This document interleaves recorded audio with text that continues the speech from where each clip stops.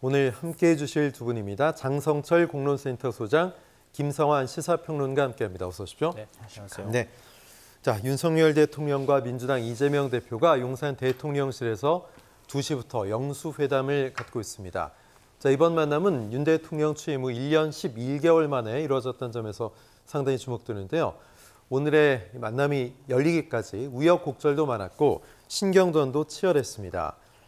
대통령실은 오늘 만남은 정쟁을 그만하고 국민의 삶을 들여봐달라는 국민 기대에 따른 것이다. 자, 민주당 측은 이 대표가 윤석열 정부 2년 국정 실정에 대해서 국민의 목소리를 전하는 의미고 민의에 윤 대통령이 답할 차례다 이렇게 얘기하고 있습니다. 자, 먼저 장성철 소장께 여쭤보겠습니다. 모두 국민을 이야기하고 있는데 서로 다른 의미가 있는 건 아닌가 이런 생각도 듭니다. 오늘 만남 어떻게 보십니까? 만남으로 의미가 있는 겁니다. 어떠한 국민들이 원하는 그다음에 여러 가지 정치권의 현안이 되는 문제들이 해결되기는 어려울 것 같아요. 그래서 만남 그 자체 어떻게 720여일 동안 취임한 다음에 야당 대표를 한 번도 안 만날 수 있어? 이런 비판이 상당히 부담스러웠던 것 같다라고 말씀을 드리고요.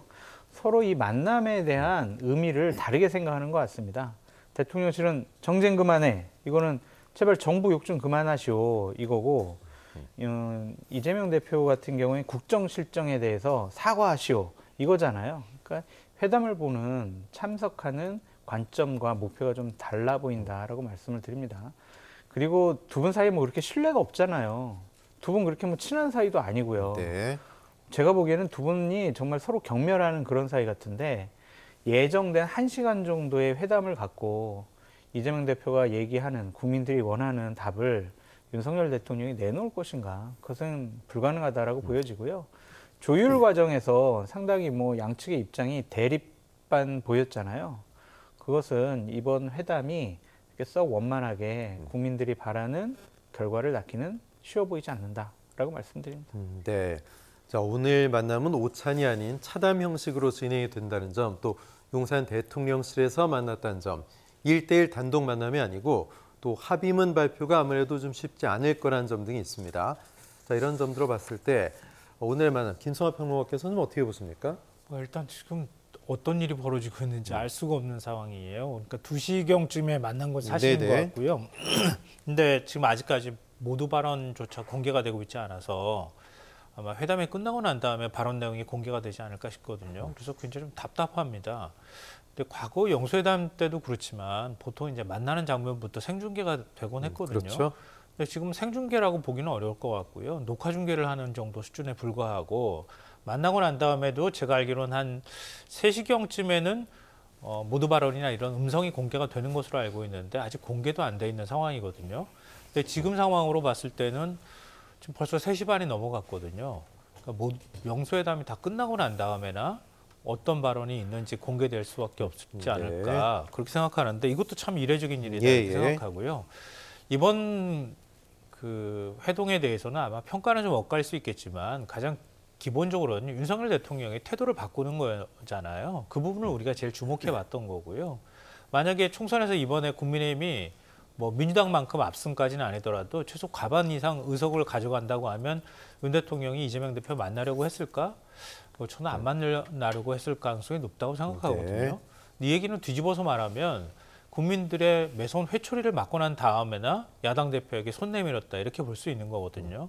그럼 윤 대통령이 정치하는 대통령 되겠다고 해서 이재명 대표한테 만납시다 이렇게 전화를 해서 영수회담이 성사된 거 아닙니까?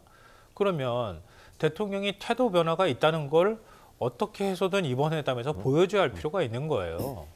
근데 지금 대통령실에서 아까 장 소장께서 설명하셨던 것처럼 뭐 정쟁 그만하고 민생 챙기라는 말이다.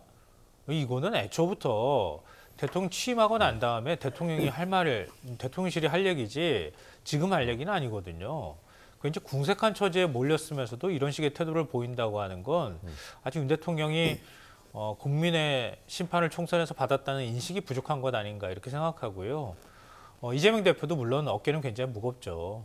아무리 그렇다 하더라도 민주당한테 그만큼 의석을 몰아줬다고 하면 민주당이 뭐 국정의 책임까지는 나눠지지는 못한다 하더라도 어찌됐든 입법부 국회 제1당으로서 네. 윤석열 정부가 그동안에 잘못한 부분에 있으면은 그런 것들에 대해서 견제하고 또 잘 나가는 부분이 있으면은 그런 것에 대해서 협조할 책임이 굉장히 무겁다고 보는데요.